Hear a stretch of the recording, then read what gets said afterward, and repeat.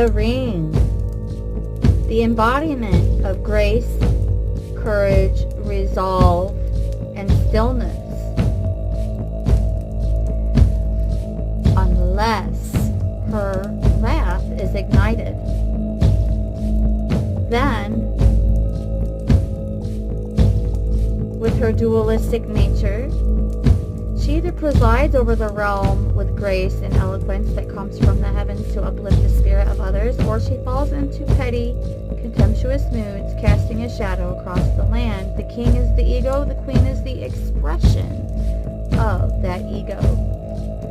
And the ring guides us to choose that grace as well as humility.